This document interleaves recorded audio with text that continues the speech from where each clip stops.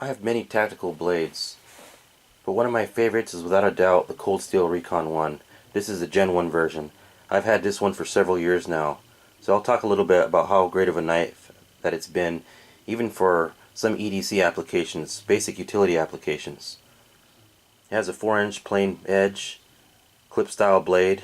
It's an AUS 8 steel with a very deep hollow ground. It's got a great edge to it. Very good edge retention. And it has this ultra lock, aka the axis lock from Benchmade, which they've since moved on to the triad lock on the Gen 2 models and etc. But I really like this lock. It's got a nice thumb disc here with sufficient traction on it, and it has this nice little axis notch for easier deployment. Opens up very quickly. It's got G10 handles on it with a light traction. In fact, I've never seen another Recon 1 with this same handle on it. All the other G10 handles that I've seen have an aggressive texturing to it. I've looked everywhere online and I've yet to find one that's similar to this. You know, being that it's got a lot less traction on it. It feels very good, but it's if you just look at online, look at the other Recon 1s, Gen 1s, you'll see what I'm talking about. They're very aggressive. The other Recon 1s that I see also have white lettering here, and this one came completely black. I've also never seen that before.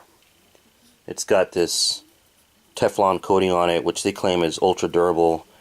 In my use, not so much. See, it kind of came off here. I've been extra careful with it, but granted, I haven't been doing any, solid tasks like batoning and all that with it. Just some light work, but the tip did come off fairly easily. It looks very cool though, but don't expect it to be very durable in that department. I'm sure you can probably send it off and get it coated somewhere with a nice coating on it, but it's not as durable as the website proclaimed to be.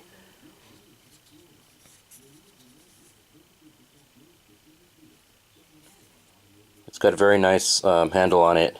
One downside to it is it doesn't have jimping here, and I'd prefer that for thrusting maneuvers. I mean, it is a tactical knife.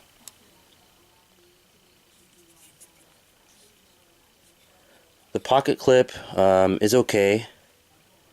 It is tip-up carry, which I do like, especially being that it's a tactical blade. But I don't like the way it sits in the pocket. Too much of the blade handle extends out of your pants.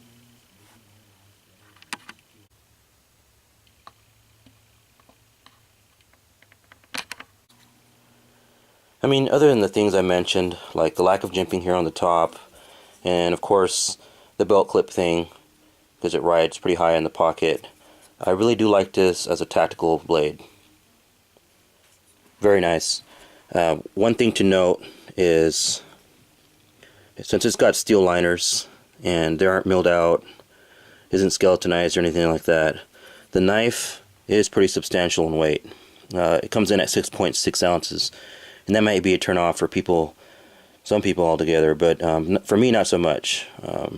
I'm used to carrying a firearm, and I wear a belt and stuff like that, so I'm used to the weight. But if you're wearing shorts, you'll definitely notice the blade, especially with a thin material in your pockets. You'll feel it clunking around, stuff like that. So, I wouldn't recommend that as a carry option, anyways, in a pair of shorts. But yeah, other than that, very great knife.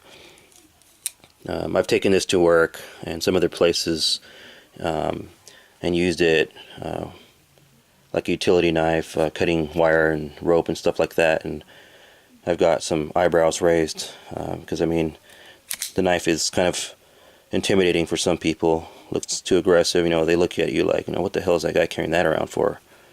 But I'm used to carrying this thing around and other similar blades similar girth and weight and length, and some that deploy very fast, and people just look at you like you're some kind of a terrorist or something. That's why a lot of people, opt for a Swiss Army knife or Leatherman or something like that. But yeah, it is what it is. I really love it. Coldsteel Recon 1 Gen 1, which is evidently rare. Thanks for watching, everybody.